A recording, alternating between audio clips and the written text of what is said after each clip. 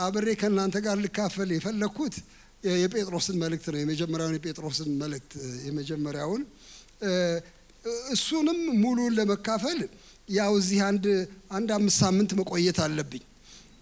እኔ ደግሞ 5 ሳምንት አልቆይም። ስለዚህ ዛሬ የመጀመሪያው ምዕራፍ ብቻ አብረን እንመለከትና የዛሬ 7 ዓመት ስመጣ ደግሞ የሚቀጥለውን እናያለን። ሰላምታዬን አደርስላችኋለሁ ከኔ ቤተሰብ ከኔ ባለቤትና ከኔ ልጅ አደርስላችኋለሁ። እሷ ደግሞ ልጃችን ደግሞ አሁን ተድራለች። ከሷም ባለቤት እንደዚሁ አደርሳለሁኝ። ሰላምታ ይድረሳችሁ። እግዚአብሔር ይመስገን።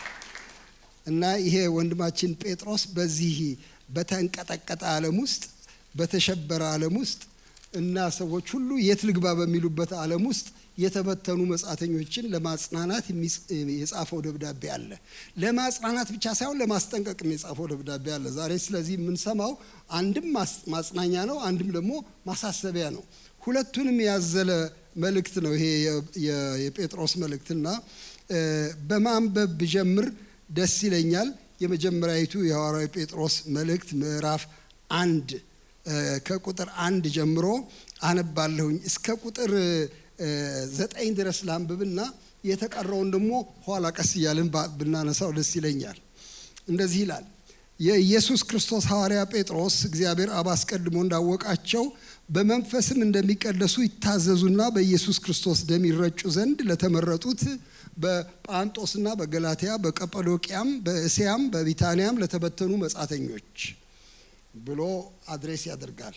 ከዛ ቀጥሎ እንዲህ ይላል። ጸጋና ሰላም ይብዛላችሁ ኢየሱስ ክርስቶስ ከሙታን በመነሳቱ ለሕያው ተስፋና ለማይጠፋ እድፈትም ለሌለበት ለማያልፍም ርስት እንደ ምሕረቱ ብዛት ሁለተኛ የወለደን የጌታችን ኢየሱስ ክርስቶስ አምላክና አባት ይባረክ። ይህም ርስት በመጨረሻው ዘመን ይገለጥ ዘንድ ለተዘጋጀ መዳን በእምነት በእግዚአብሔር ኃይል ለተጠበቃችሁ ለእናንተ በሰማይ ቀርቶላችኋል። በዚህም እጅግ ደስ ይላችኋል። ነገር ግን በእሳት ምንም ቢፈተን ከሚጠፋ ወርቅ ይልቅ አብልጦ የሚከብር የተፈተነ እምነታችሁ ኢየሱስ ክርስቶስ ሲገለጥ ለምስጋናና ለክብር ለውዳሴ የሚገኝ ዘንድ አሁን ለጥቂት ጊዜ ቢያስፈልግ በልዩ ልዩ ፈተና አዝናችኋል። እርሱንም ሳታዩት ትወዱታላችሁ። አሁንም ምንም ባታዩት በእርሱ አምናችሁ የእምነታችሁን ፍጻሜ እርሱም የነፍሳችሁን መዳን እየተቀበላችሁ በማይነገርና ክብር በሞላበት ሐሴት ደስ ይላችኋል። እግዚአብሔር ይመስገን። እስቲ ብርሃን እንዲጨምርልን ጌታ እንጸልይ። እስቲ ቸር እግዚአብሔር ሆይ አንተ የብርሃን አምላክ ወደኛ ና፣ ልባችን ውስጥ ብርሃን ይብራ ብለህ አውጅ። አቤቱ የሚጠቅመንን ነገር ስጠን። ነፍሳችን ከቃልህ የተነሳ እግዚአብሔር ሆይ ጸጋንና ኃይልን ትቀበል። አቤቱ ከቃልህ የተነሳ እንቁም። እግዚአብሔር ሆይ እንጽና። ከቃልህ የተነሳ እንበርታ። ከቃልህ የተነሳ ደስ ይበለን። ከቃልህ የተነሳ እንጨምት። ከቃልህ የተነሳ ልብ እንግዛ። አቤቱ ቃልህ ስራህን ይስራልን በኢየሱስ ክርስቶስ ስም አሜን። እግዚአብሔር ይባረክ። እዚህ ወንድማችን ሐዋርያው ጴጥሮስ የሚጠራቸው ሰዎቹን በጣም በሚያስገርም አይነት አጠራር ነው። 2 አይነት አጠራር ነው። በአንድ ወገን መጻተኞች፣ ተንከራታቾች፣ ሬፊውጂስ፣ እዚህና እዛ የተበታተናችሁ 5 ከተሞች ይጠራል። ገላትያ፣ ቀጳዶቅያ፣ እስያ፣ ቢታንያ። በዚህ ሁሉ ብትንትን ያላችሁ በየቦታው ተጠግታችሁ የምትኖሩ ጥገኞች ብሎ ይላቸዋል። በምድር ላይ የምትቅበዘበዙ ሰዎች ይላቸዋል። እናንተ መታወቂያ የሌላችሁ ሰዎች፣ አድራሻ ቢሶች፣ እዚህም እዛም ተንጠልጥላችሁ የምትኖሩ ሰዎች፣ እረፍት የሌላችሁ ሰዎች ብሎ አድሬስ ያደርጋቸዋል። ግን እሱ ብቻ አይደለም የሚለው፣ በጣም ተቃራኒ ነገር ይናገራል። ዓለም ሳይፈጠር በፊት እግዚአብሔር አብ አስቀድሞ ያወቃችሁ ሰዎች፣ በኢየሱስ ክርስቶስ ደም ትረጩ ዘንድ የተመረጣችሁ ሰዎች፣ በመንፈስ ቅዱስ የተጠራችሁ ሰዎች ብሎ ደግሞ አስገራሚ ማንነት ይሰጣቸዋል። ይሄን ጉራማይሌ ማንነት እንድንቀበለው ልጋብዛችሁ ነው ዛሬ የመጣሁት። በአንድ አይነት ማንነት ውስጥ አይደለንም። በአንድ ወገን የመጻተኛ ማንነት የሬፊውጂ ስቴተስ ነው ያለን እኛ። በቃ ይኸው ነው። እዚህ ምድር ላይ ዘርፈጥ ብለን መቀመጥ ማንችል ሰዎች ነን። እንደሱም የተቀመጥን እንደሆነ ጥሩ አይደለም።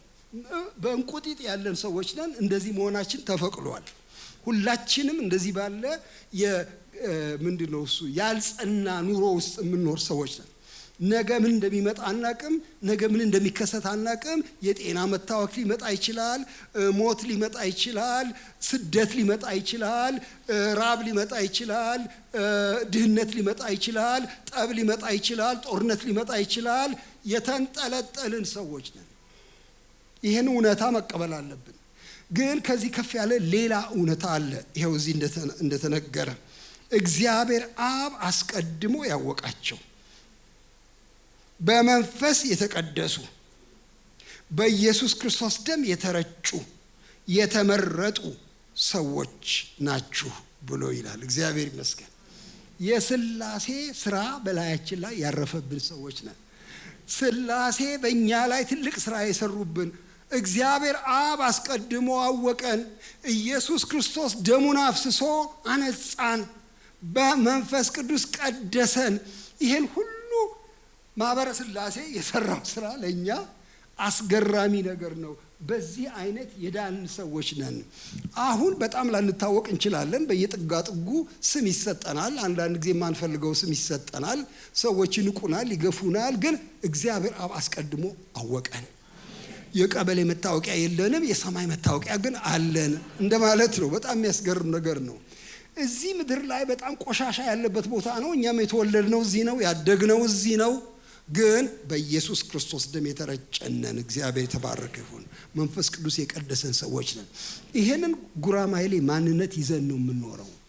በጣም ብዙ ጊዜ የተሳከረ ህይወት የሚኖረን ሁለቱን እውነታ መቀበል ሲያቅተን ነው። አንዳንድ ጊዜ ምስኪንነታችን ብቻ ጎልቶ ይወጣና አሁን እኔ ማን ነኝ? እኔ ከማን ለያለሁ? በቃ ያው እዚህ የደረሰ ሁሉ ይደርስብኛል። መከራ የምቀበል ሰው ነኝ። ሞትን ማሸነፍ አልቻልኩም። በሽታን ማሸነፍ አልቻልኩም። ከድህነት መውጣት አልቻልኩም። ከስድብ ከእንግልት መውጣት አልቻልኩም። እኔ አሁን ምስኪን ነኝ በቃ ማለቴ በየሳምንቱ እሁድ እየመጣሁ እዚህ ዘምራለሁ። መቼስ ምን አረጋለሁ? የትደበራለሁ እንጂ እኔ ምንድነኝ? ምስኪን ሰው ነኝ እኔ የሚል ማንነት በጣም ያጠመቀን ቀን እንጨነቃለን። ይሄ አንድ እውነታ ብቻ ነው። ሌላው እውነታ ደግሞ ይኸውና፣ እኔ የታወቅኩ ሰው ነኝ። መሬት ሳይሆን ሰማይ ያወቀኝ ሰው ነኝ። እግዚአብሔር ራሱ ጉዳይ አድርጎ የቆጠረኝ ሰው ነኝ። ስሜን የመዘገበ ሰው፣ ልጁን ለኔ የላከልኝ ሰው፣ ከሞት ያዳነኝ ሰው፣ መንፈስ ቅዱስ የሚባል ታላቅ አምላክ አጠገቤ ሆኖ የሚቀድሰኝ ሰው፣ እኔ ትልቅ ሰው ነኝ። እግዚአብሔር ይባረክ። ግን ይሄንንም ብቻ እውነታ እያሰብን የምንኖር ከሆነና መሬት እንደማንኖር የምንቆጥር ከሆነ የምንሳፈፍ ፍጥረት ነው የምንሆነው። አንዳንድ ሰዎች ይሄን ብቻ እንድናስብ ያደርጉናል እና በመቃ እንደተነፋች ዶሮ ያሳብጡናል በጣም። አንተ እኮ አንተ እንዴ አንተን የሚመስል የለም አንተ እኮ። በኋላ ከመባነን ስነቃ መሬት ላይ ነን። አሁንም አፈር ነው መሬቱ። አሁንም እንጀራ በጎመን ወጥ ነው የምበላው። ማለቴ እስከዚህ የተለየ ነገር አይደለም። ይሄንን ሁለት እውነታ ስቀበል ጤናማ ሆናለሁ። እግዚአብሔር ጤና ይስጣችሁ። በማንነት ዕውቀት ጤና ይስጣችሁ ማለቴ ነው። ሁለቱንም ነን እኛ። ሁለቱንም ለሆኑ ሰዎች ነው እንደዚህ የሚጽፈው። ምን ብሎ ነው የሚላቸው? ስለሱ ትንሽ መናገር እፈልጋለሁ። የአዲስ የተወለዱበትን ልደት ምክንያት ይነግራቸዋል። እና እሱ በጣም ነው የሚያስደንቀኝ። ከዚህ በፊት እንደዚህ አስቤው አላቅም። እኔ ወደ ጌታ ኢየሱስ መጣሁ፣ ዳግም ተወለድኩኝ የሚለውን እውነታ ተቀብየው ነው የኖርኩት። ሁላችን እንደምናውቀው ዳግመኛ ልትወለዱ ያስፈልጋችኋል ስላለ ጌታ፣ ያው እንግዲህ ከድሮ ኑሮዬ በጌታ በኢየሱስ አምኜ አዲስ ሰው ሆኛለሁ የሚለው መዝሙሬ ነው። አዲስ ሰው ሆንኩኝ፣ አዲስ ፍጥረት መዝሙሬ ነው። ይሄን ነው የማውቀው። ግን ለምንድን ነው አዲስ ልደት የተሰጠኝ ስል ዛሬ ሳነበው ተገርሜያለሁ። እሱን እንደገና ላንብብላችሁ። ኢየሱስ ክርስቶስ ከሙታን በመነሳቱ ለሕያው ተስፋና ለማይጠፋ እድፈትም ለሌለበት ለማያልፍም ርስት እንደ ምሕረቱ ብዛት ሁለተኛ የወለደን የጌታችን ኢየሱስ ክርስቶስ አምላክና አባት ይባረክ ስለሚል ለካ የወለደን ለማያልፍ ርስት ለማይጠፋ ሕያው ተስፋ ነው የወለድነው። ለተስፋ ነው የተወለድኩት አልኩኝ። አዎ ለተስፋ ነው። የእናንተ ልደት ለተስፋ ነው። እግዚአብሔር የተባረከ ይሁን። የተወለድነው ለሰቀቀን ሳይሆን፣ የተወለድነው እንዳጋጣሚ ሳይሆን ለተስፋ ተወልደናል። እግዚአብሔር ይመስገን። ያውም ሕያው ለሆነ ተስፋ ተወልደናል። ለካ የዳግም ልደቴ ምክንያት ይሄ ተስፋ ነው። ጌታችን ኢየሱስ ክርስቶስ ተስፋ እንዳገኝ ነው የወለደኝ በቤቱ። አዲስ ልደት የሰጠኝ ለተስፋ ነው ማለት ነው እንጂ ለሰቀቀን አይደለም። ወይም ደግሞ አንዳንድ ሰዎች ሳይፈልጉ ይወልዱና በቃ እባክህ ያደገ እንደው ይደግ፣ በድሉ ይደግ፣ በሲስተሙ ይደግ፣ በአገሩ መንገድ ይደግ፣ በቃ ይደግ እንደ ማንኛውም ነገር ይላሉ። ምንም አያስቡለትም። እኛን ሲወልደን ሁለተኛ ሲወልደን እግዚአብሔር ለሕያው ተስፋ ወለደን። እግዚአብሔር ይመስገን። ሕያው ተስፋ ሊሰጠን ወለደን። እማያልፍ ርስት ሊሰጠን ወለደን። እግዚአብሔር ይባረክ። ስለዚህ ለምን አመጣኝ፣ ለምን ወለድከኝ? አንድ መጽሐፍ ነበረ አልወለድም የሚል የጥንት መጽሐፍ። እናንተ መሬት ላይ አልነበራችሁም እሱ ሲጻፍ፣ ብዙዎቻችሁ አንዳንዶቻችን እናውቀዋለን። አቤ ጉበኛ ነው ጉበኛ የሚባል ሰው የጻፈው አልወለድም። እንግዲህ በእናት ማህፀን ሆኖ የሚጮህ ሕፃን ነው። ለምን ነው የምትወልጂኝ? ለመከራ ነው ወይ የምትወልጂኝ? ለጭንቅ ነው ወይ የምትወልጂኝ? ይሄ የግፈኞች ዓለም አይደለም ወይ? ለምን ለዚህ ምድር ታበቂኝ ነው? ለምንድን ነው የምትወልጂኝ? እዚሁ ብቀርሳ ከእናቱ ጋር የሚሟገት ሽል ነው በማህፀን ውስጥ። አሁን እኛ እንደሱ ብንሟገት ጌታ ሆይ ዳግም ልደት የሰጠኝ ለምንድን ነው? ምን ልታረገኝ ነው? አስቸጋሪ በሆነ ዓለም ውስጥ ምን ልታረገኝ ነው? የለ ለሕያው ተስፋ ነው የወለድኩ፣ ለማያልፍ ርስት ነው የወለድኩ፣ ለዓላማ ነው የወለድኩ ይላል። እግዚአብሔር የተባረክ ይሁን። ይሄ ድንቅ ዓላማ ነው። እግዚአብሔር ይባረክ። ይሄ ግን ልደት እንዴት ተከናወነ? እንዴት እንደተከናወነ ሲገልጽ በጣም የሚያስገርም ነገር ይናገራል። በጌታችን በመድኃኒታችን በኢየሱስ ክርስቶስ ሞትና ትንሣኤ ነው ልደት ያገኘ ነው። አንዳንድ ጊዜ በጣም አናስበውም። ዳግም ልደት ያገኘው በመንፈስ ነው። በመንፈስ ነው። ያው ምልህ ከስጋ አይደለም የተወለድኩት፣ ከመንፈስ ፈቃድ ነው የተወለድኩት። በመንፈስ ነው። ከዚህ ያለፈ አላስብም። ግን ለካ ልደቴ መከናወን የቻለው ክርስቶስ በመሞቱ ነው እና ከሙታን በመነሳቱ ነው። ይሄው እንደሱ ነው የሚለው። ኢየሱስ ክርስቶስ በመሞቱና በመነሳቱ ለሕያው ተስፋ ለማይጠፋ ርስት ተወለድን፣ ሁለተኛ ተወለድን ስለሚል የክርስቶስ ሞትና ትንሣኤ የልደቴ ማስረጃ ነው። እግዚአብሔር ይመስገን። የልደቴ ምክንያት ነው። እንግዲያው ሞቱን አከብራለሁ። እግዚአብሔር የተባረከ ይሁን። ትንሣኤውን አከብራለሁ። የክርስቶስን ሞት፣ የክርስቶስን ትንሣኤ። እኔን ሁለተኛ እንድፈጠር ያደረገኝ እሱ ነው። ባይሞትልኝ ኖሮ ባይነሳልኝ ኖሮ ይሄንን አዲስ ሰውነት አላገኝም ነበረ። አዲስ ሰውነት ሰጠኝ። ልጁ አድርጎ አቆመኝ። እግዚአብሔር ይመስገን። ይሄ አዲስ ማንነት የሚገርማችሁ ከሞት በኋላም የሚቀጥል ነው። ከሞት በኋላ ግን ሲቀጥል በአዲስ ሰውነትም በአዲስ አካልም ይገለጣል። አሁን ሰውነት ምለው ማንነታችንን ነው። አዲስ ማንነት ሰጠን በሞቱና በትንሣኤው። በኋላ ደግሞ በትንሣኤው ምክንያት ደግሞ አዲስ አካልም ይሰጠናል። ለዚህ አዳነን። እግዚአብሔር የተባረከ ይሁን። እንደዚህ አይነት በሆነ መንገድ አዳነን ብሎ ይላል። ሁለት ሐረጎች ነው የሚጠቀመው። ለሕያው ተስፋ ይልና ለማይጠፋ ርስት፣ ለማያልፍ ርስት፣ ለማይበላሽ ርስት፣ ለዘላለም ለሚጸና ርስት፣ በኋላ ለተዘጋጀልን ርስት ለሱ ወለደን ብሎ ይላል። እንግዲያው ተስፋ ተቀባዮች ነን። ግን ተስፋ ብቻ ሳይሆን ርስት ተቀባዮች ነን። በሰማይ ርስት የሚጠብቀን ሰዎች ነን። እግዚአብሔር የተባረከ ይሁን። በጣም ድንቅ ነገር ነው ይሄ። ይሄንን የሰማይ ርስትን በሚመለከት አንድ የሚናገረው ነገር አለ።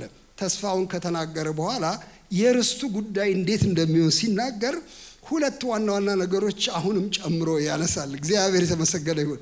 እንግዲህ በጣም ሚዛን የሚሰጥ ነው መጽሐፍ ቅዱስ። ቅድም እንዳልኳችሁ ማንነታችን በሁለት በመንታ እንደሚታይ ሁሉ መዳናችንም በመንታ መልክ ይታያል። ይሄን መንታ መልክ ተመልከቱ። እንደዚህ ነው የሚለው ያለ ይህም ርስት በመጨረሻው ዘመን ይገለጥ ዘንድ ለተዘጋጀ መዳን በእምነት በእግዚአብሔር ኃይል ለተጠበቃችሁ ለእናንተ በሰማይ ቀርቶላችኋል። እግዚአብሔር ይባረክ። ይሄ ርስት አለ። እርግጥ ነው ርስቱ መኖሩ። ይሄ ርስት ባለጠጋ ርስት ነው። የማያልፍ ርስት ነው። እድፍ የማይነካው ርስት ነው። ሌባ ቆፍሮ የማይሰርቀው ርስት ነው። ጽኑ ርስት ነው። ዋስትና ያለው ርስት ነው። ይሄን ርስት እግዚአብሔር ሲሰጣችሁ በመጨረሻው ዘመን ለተዘጋጀ መዳን ሲል ነው። ድህነታችሁ የሚጠናቀቀው በመጨረሻው ዘመን ነው የሚለን። የኛ ድህነት በመጨረሻው ዘመን ነው የሚጠናቀቀው። የተዘጋጀ መዳን አለ ነው የሚለው። ይሄ መቼም ትልቅ ክርክር ያስነሳል። ክርክሩ ምንድነው? አሁን አልዳንም ማለት ነው እንዴ? በኋላ ነው እንዴ ድህነት የሚገለጠው? አሁን አልዳንኩም እንዴ የሚል ጥያቄ ያስነሳል። አይደለም፣ አሁን ድኛለሁ፣ ምንም ጥያቄ የለውም፣ አድኖኛል። እንዲያውም በጣም እዚህ ምዕራፍ ላይ በሚያስገርም ሁኔታ ድኛለሁ፣ እየዳንኩ ነው፣ ደሞ ድናለሁ የሚል በሶስቱም ጊዜያት የተገለጠ ነገር አለ። ይሄንን እናንተ ብዙ ጊዜ ሳታጠኑት አልቀራችሁም። በፕሬዘንት ቴንስ፣ በፓስት ቴንስ እና ደግሞ በፊውቸር ቴንስ በሶስቱም መንገድ ነው የዳን ነው።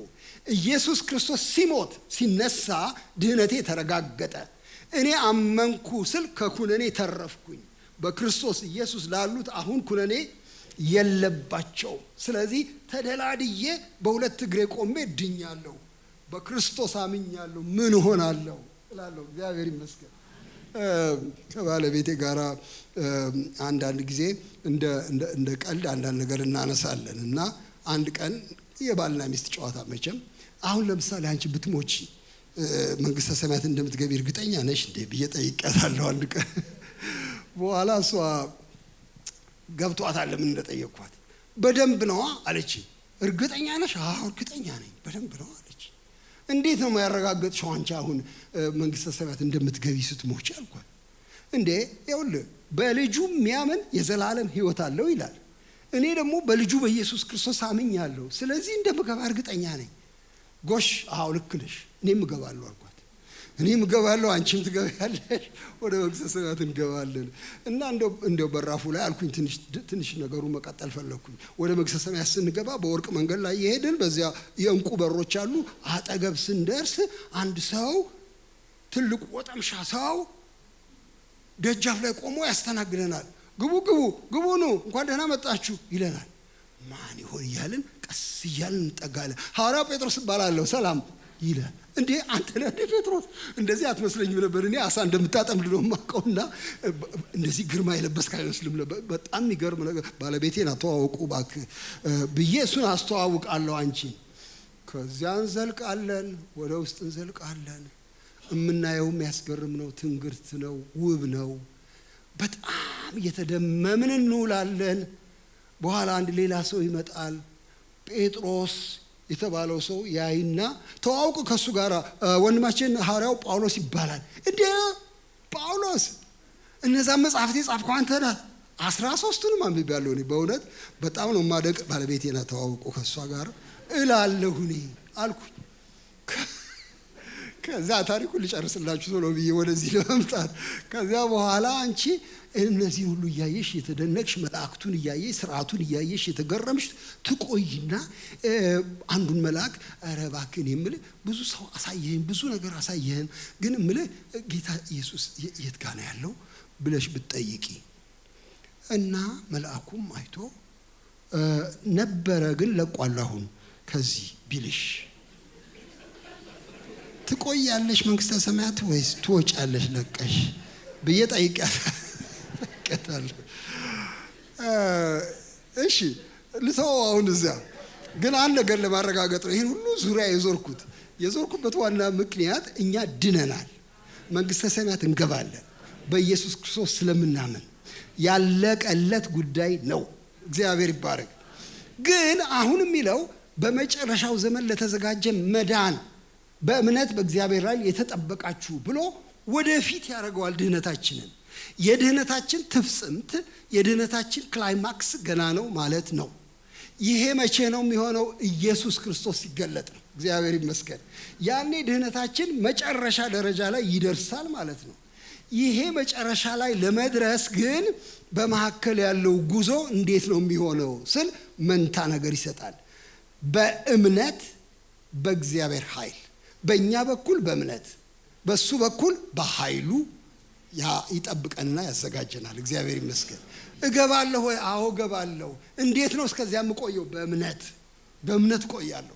ያንን መዳን እንደሚሰጠኝ እያመንኩኝ እየጸናሁኝ በጌታ ቃል እየበረታሁኝ አምኜ እቆያለሁ። የኔ እምነት ብቻ ግን አያደርሰኝም።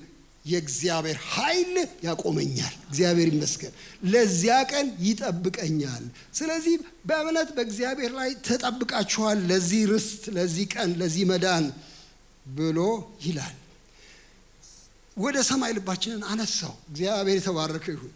ግን ደግሞ አሁን መሬት ላይ ነው ያለነው። ጴጥሮስ ስለ መሬት የሚናገረው የለውም ወይ?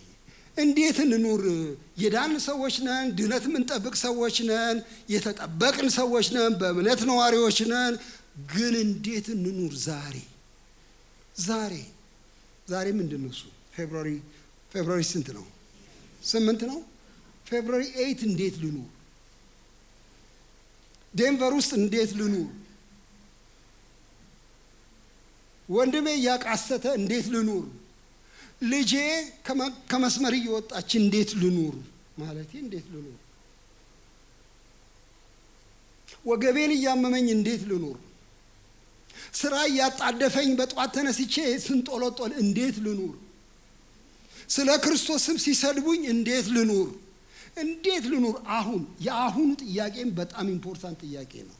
የአሁኑን ጥያቄም እንደገና በመንታ በሁለት ፊት ይመልሳል ወንድማችን ጴጥሮስ። ይሄን መንታ አስተያየቱን እሱን ላንብብላችሁ። እንዲህ ይላል ቁጥር 6 ጀምሮ፣ በዚህም እጅግ ደስ ይላችኋል፣ ወደፊት በምታገኙት ተስፋ በምታገኙት መዳን እጅግ ደስ ይላችኋል። ነገር ግን በእሳት ምንም ቢፈተን ከሚጠፋው ወርቅ ይልቅ አብልጦ የሚከብር የተፈተነ እምነታችሁ ኢየሱስ ክርስቶስ ሲገለጥ ለምስጋናና ለክብር ለውዳሴ የሚገኝ ዘንድ አሁን ለጥቂት ጊዜ ቢያስፈልግ በልዩ ልዩ ፈተና አዝናችኋል። እሱን ሳታዩት ትወዱታላችሁ። ምንም ባታዩት በእርሱ አምናችሁ የእምነታችሁን ፍጻሜ እሱም የነፍሳችሁ መዳን እየተቀበላችሁ በማይነገርና ክብር በሞላበት ሐሴት ደስ ይላችኋል። ሁለት ፊት አለው። ደስ ይላችኋል፣ ታዝናላችሁ። ቢፈቀድልን ላጲስ ይዘን እቺ ታዝናላችሁ የምትለውን ቀስ እያልን ብናጠፋው ደስ ይለናል። እንዲሁ በጣም ጴጥሮስ በእውነት እቺን ብትሰርዛት ምን አለበት? ደስ ይላችኋል፣ ክብር በሞላበት ሐሴት፣ እሷን ብቻ ብትጠብቅ። አንዳንዴ እንደዚህ የምናደርግ ነው የሚመስለው። በእውነት አንዳንድ ሰባኪዎች ያደርጋሉ፣ አይፈሩም። የሚገርም ነው። እግዚአብሔር ይማራቸው። በላጲስ የማጥፋት ያህል ኧረ ምንም በጌታ ካመንክ አንድ የምን ሐዘንማ ቀረ፣ ድሮ ቀረ፣ ሐዘን አልቀረም። ይኸው ቢያስፈልግ በልዩ ልዩ መከራ አሁን ለጥቂት ጊዜ አዝናችኋል ስለሚል ሐዘን አልባ የምድር ኑሮ የሚባል የለም። ወለው ንጉሴ ይሄን ልታረዳል ነው እንደ መጣው? አዎ አይ እኔ አይደለሁም፣ ጴጥሮስ ነው የሚናገረው። ይሄ ዓለም አሁን ያለንበት ዓለም በዚህ ሁለት መልክ መኖሩ ሊካድ አይቻልም። ደስ ይላችኋል፣ ክብር በሞላበት ሐሴት፣ ሳታዩት ትወዱታላችሁ። የነፍሳችሁን መዳን እየተቀበላችሁ በትልቅ ደስታ ደስ ይላችኋል። ግን ደግሞ ቢያስፈልግ ለጥቂት ጊዜ ታዝናላችሁ፣ በልዩ ልዩ ፈተና ታዝናላችሁ። የፈተና ዓለም ነው ይሄ ዓለም። አዎ ምን አይነት ፈተና አለ? አረብ ብዙ ነው፣ መዘርዘርም አያስፈልግም። በጤና እንፈተናለን፣ በኑሮ እንፈተናለን፣ ፖለቲካው ፈተና ይሆንብናል። አንዳንዴ ከወንድሞች ከእህቶች ጋር ያለ ግንኙነት ፈተና ይሆንብናል። አንዳንዴ የአገልግሎት ሸክም ፈተና ይሆናል። አንዳንድ ሰዎች ስደት ፈተና ነው ለአንዳንድ ሰዎች፣ ስድብ፣ መከራ፣ ስራ ማጣት፣ ልዩ ልዩ ፈተና። እግዚአብሔር በሚያውቀው እሱ በሚያውቀው እየለካ በሚሰደው ልዩ ልዩ ፈተና አዝናችኋል።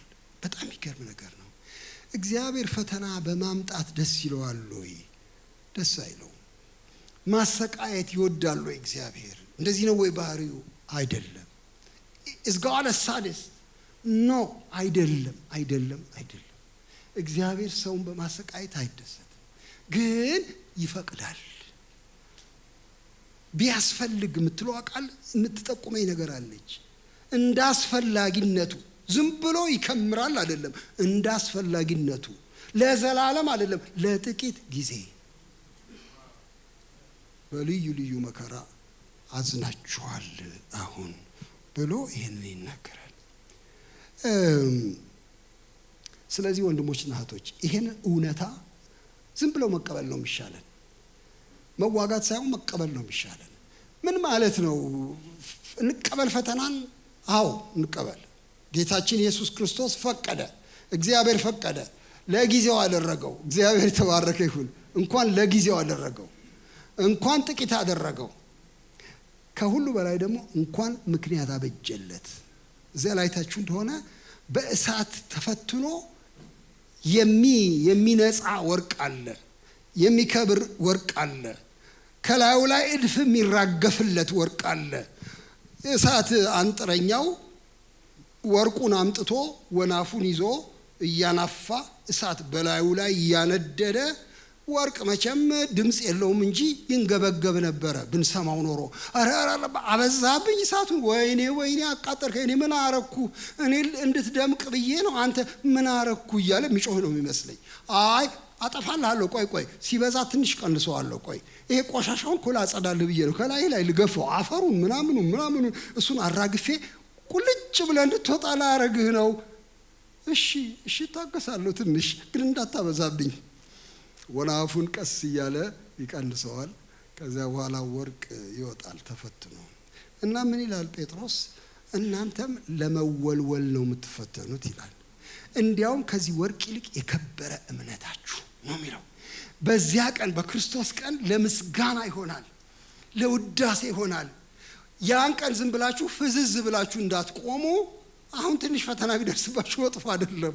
ያን ቀን ዝም ብላችሁ በቃ አይደለ በተርታ ብቻ እንዳትሰለፉ፣ ለሽልማት እንድትሰለፉ አሁን የከበረ እምነት ሊያደርግላችሁ ይሄ እሳት በእናንተ መካከል ያልፋል። ይሄ እውነታ ነው። ይቀራል አይልም፣ ያልፋል። በቃ ይሄ ፈተናው አለ እና አዝናችኋል።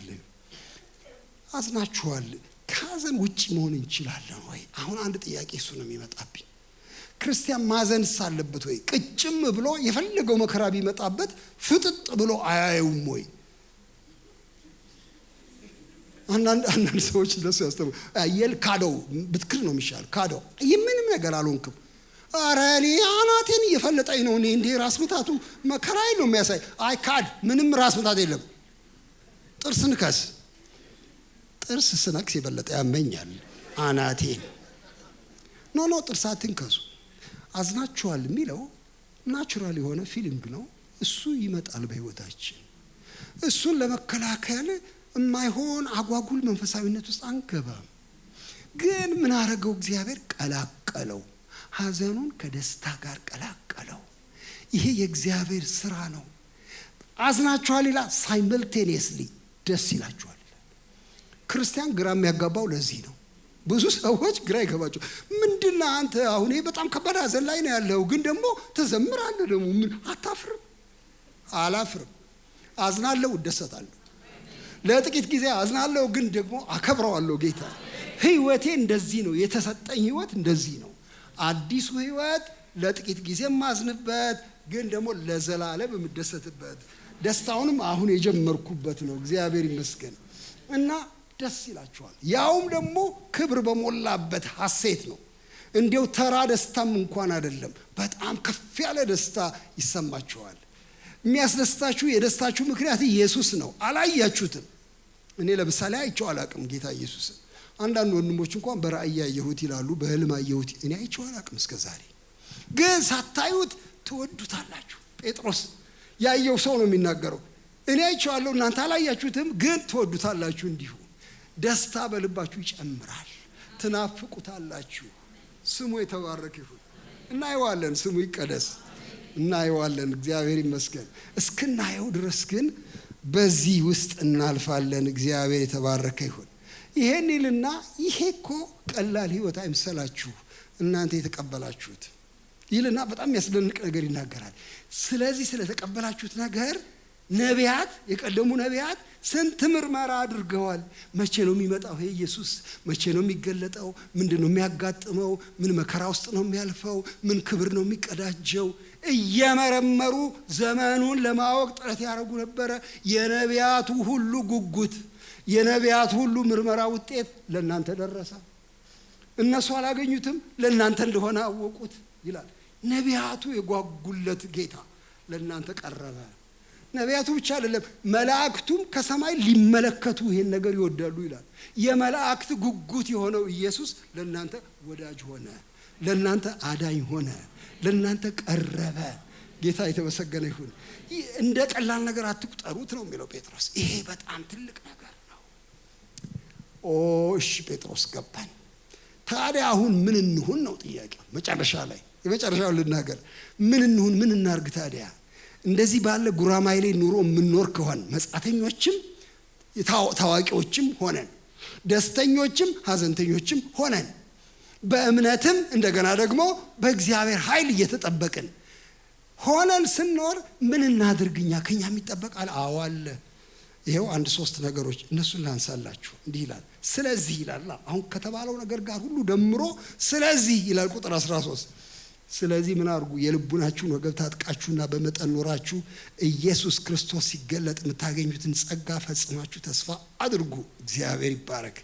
የመጀመሪያው ነገር በተስፋ ጸጉር አትሹ። አዎ ምልክ ጌታማ ይመጣል ምልህ አለ አይደለ? ሱማ ይመጣል፣ አንድ ቀንማ አይቀርም ይገላግለናል ማለቴ አትበሉ። ኧረ ይመጣል፣ ኧረ አገኘዋለሁ። በተስፋ ደስ ይበላችሁ። በተስፋ አትጨነቁ። በተስፋ አፖሎጂ አታቅርቡ። ይሆናል አይሆንም በሚል አይነት አትናገሩ። ፈጽማችሁ ተስፋ አድርጉ። ኮምፕሊትሊ ተስፋ እውነት ነው ብላችሁ ተስፋ አድርጉ። ክርስቶስ ኢየሱስ ሲገለጥ የምታገኙትን ጸጋ ፈጽማችሁ ተስፋ አድርጉ። የመጀመሪያው ነገር እሱ ነው። ስለዚህ እንደ ባለ ተስፋ ኑሩ እንጂ ተስፋ እንደሌላቸው አትሁኑ። የጌታ ቃል ነው የሚናገረው። ይሄ አንዱ ነው። ይሄ ተስፋ የሚያሳጣ ዓለም ነው አሁን ያለንበት ዓለም። በእውነት የሚወራው ወሬ ሁሉ ተስፋ ቢስ ነው የሚያስደርገው። አይ እኔ ባለ ተስፋ ነኝ፣ እጠብቃለሁ ይሄንን ተስፋ ከጌታ ዘንድ። ጌታ ሲገለጥ የማገኘው ተስፋ እጅግ ትልቅ ነው ለማለት አትፍሩ፣ አትፈሩ። ሁለተኛው ነገር ስሙት። እንደሚታዘዙ ልጆች ባለማወቃችሁ አስቀድሞ የኖራችሁበትን ምኞት አትከተሉ። ዳሩ ግን እኔ ቅዱስ ነኝና ቅዱሳን ሁኑ ተብሎ ስለተጻፈ የጠራችሁ ቅዱስ እንደሆነ ሁሉ በኑሯችሁ እናንተ ደግሞ ቅዱሳን ሁኑ። ለሰው ፊት ሳያደላ በእያንዳንዱ ላይ እንደ ስራው የሚፈርደውን አባት ብላችሁ ብትጠሩ በእንግድነታችሁ ዘመን በፍርሃት ኑሩ። ከአባቶቻችሁ ከወረሳችሁ ከከንቱ ኑሯችሁ በሚያልፍ ነገር በብር ወይም በወርቅ ሳይሆን ነውርና እልፍ እንደሌለው እንደ በግ ደም በክቡር የክርስቶስ ደም እንደተዋጃችሁ ታውቃላችሁ። በአጭር ቃል ቅዱሳን ሁኑ። ይህን ተስፋ እየጠበቃችሁ አትዝረክረኩ፣ በጥንቃቄ ተጠበቁ። 3 ምክንያት ለቅድስናችን ይሰጣል፣ የሚያስገርሙ ምክንያቶች። አንደኛ የጠራችሁ ቅዱስ እንደሆነ እናንተም ቅዱሳን ሁኑ። ሰልፋችሁ የቅድስና ሰልፍ ውስጥ ነው፣ የርኩሰት ሰልፍ ውስጥ አይደለም። የናንተ ጠሪ፣ የናንተ ወዳጅ፣ የናንተ ጌታ ቅዱስ ነው። ሌላ አማራጭ የላችሁም። ከሱ ጋር መኖር፣ ከሱ ጋር መክበር ከፈለጋችሁ ቅዱሳን ሁኑ። መስመሩ ተሰምሯል። መስመር አታደብዝዙ። እግዚአብሔር ይጠብቃችሁ። ከመስመር ማደብዘዝ ይጠብቃችሁ። እኔ መቼም የኳስ ጨዋታ ምሳሌ 100 ጊዜ ነው የምጠቅሰው፣ ይቅርታ ጠይቃለሁኝ። ኳስ ጨዋታ ስለምወድ ነው። በልጅነታችን ስንጫወት ሜዳው ላይ መስመር እናሰምራለን። ጎሉ እዚህ ጋ ነው፣ የፍጹም ቅጣት ክልል እዚህ ጋ ነው። ከዚያ በኋላ ደግሞ መሀል ሜዳ አለ እዚህ ጋ ነው። ከዚያ በዚህም በዚያም እናሰምራለን። የምናሰምረው ያን ጊዜ ያው በልጅነት እናንተ ሁላችሁ ሳታደርጉ አልቀረም። ከቤት በገል አመድን ወስድና ነጭ አመድ ወስደን በሜዳው ላይ ያንን ነጭ አመድ መስመር እናበጅለታለን። ምን ማለት ነው? ከዚህ ውጪ ጨዋታ የለም፣ ይፎርሻል ማለት ነው። ስለዚህ ኳስ ስንጫወት ከመስመሩ ከወጣች ኳሷ በቃ ውጪ ናት፣ ፎሪ ነው። ከዛ በኋላ ውጪ ነው፣ ጨዋታ ይቆማል፣ ፊሽካ ይነፋል፣ እንደገና ይጀመራል። ግን አንዳንድ ጊዜ በጣም ለጎል ስለምንሳሳ ብትወጣም እንኳን እንዳልወጣች ለማስመሰል እንሞክራለን ኳሷ እና መስመሩን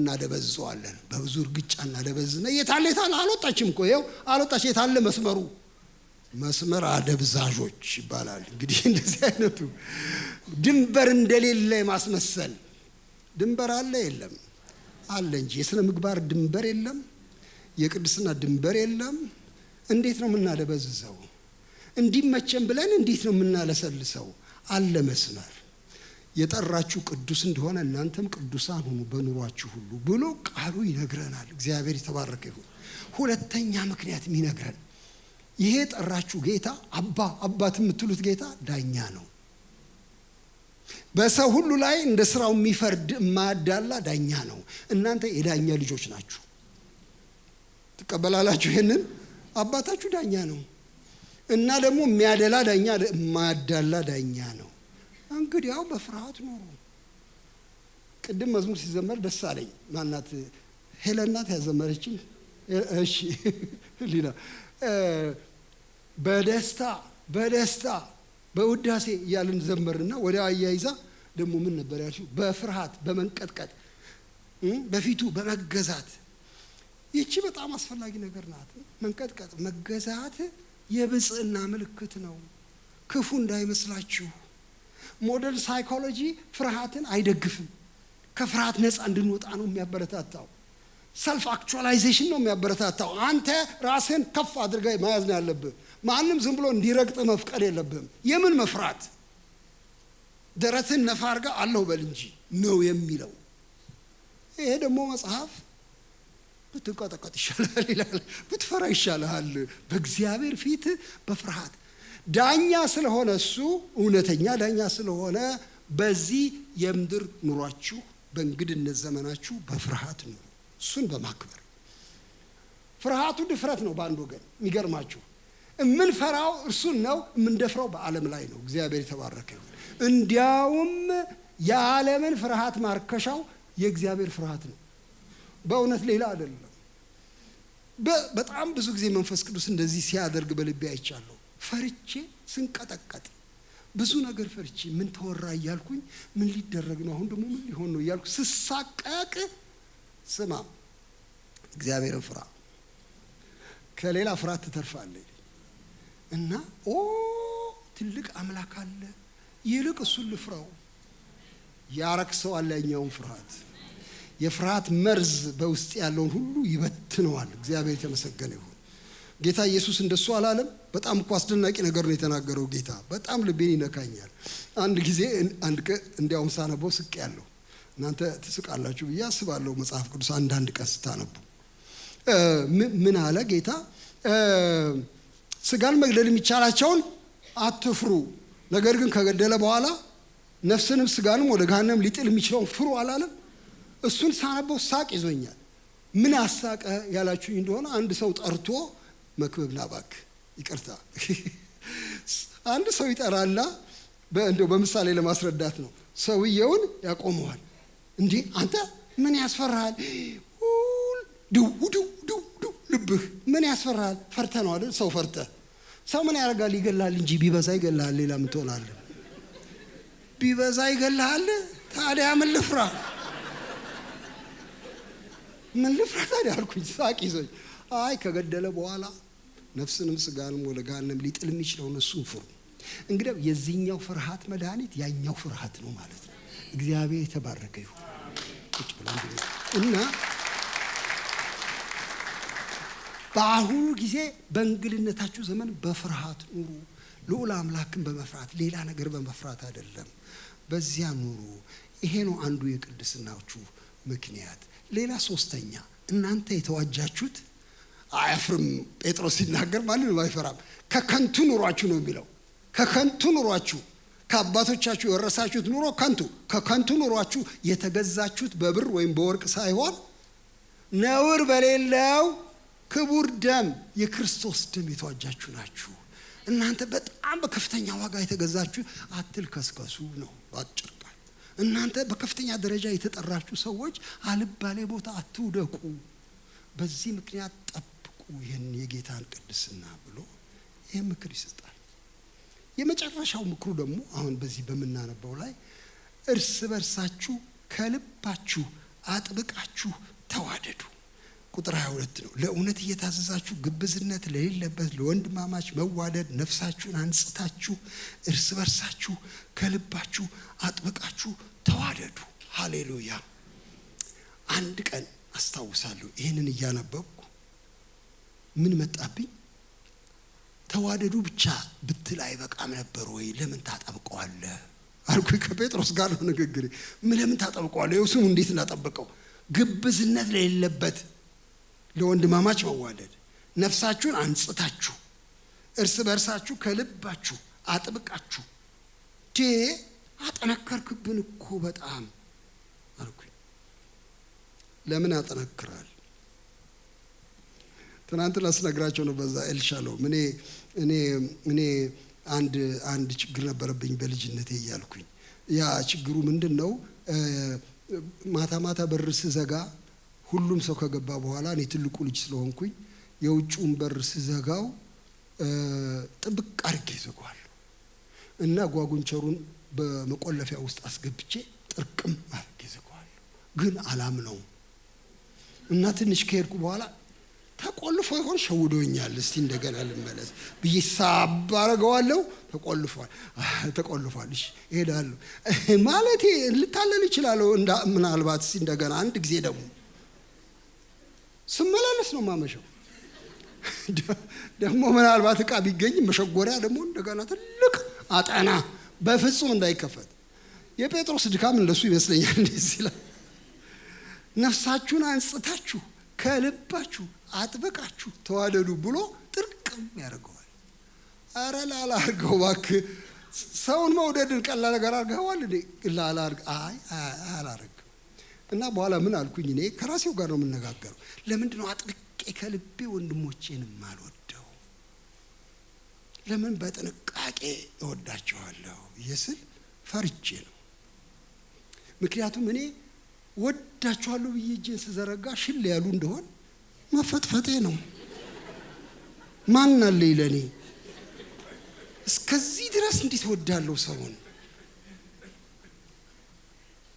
ጌታዬ ፍቅር ሪስክ አለው የለውም?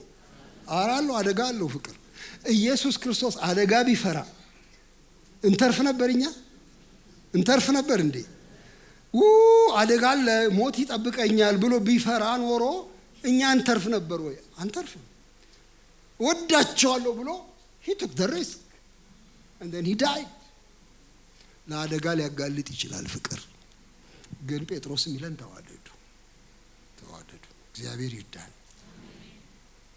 ስለዚህ በዚህ በምድር ኑሮ በጉራማይሌ ምድር ስንኖር በእግዚአብሔር ጸጋ፣ በእግዚአብሔር ቸርነት፣ በእግዚአብሔር ኃይል፣ በእግዚአብሔር ደስታ፣ በእግዚአብሔር ጥንቃቄ እንድንኖር ተጠርተናል። የተወለድነው ለሕያው ተስፋ ነው። እግዚአብሔር የተባረከ ይሁን። ጸጋውን ሁሉ በላያችሁ ላይ ያድርግ።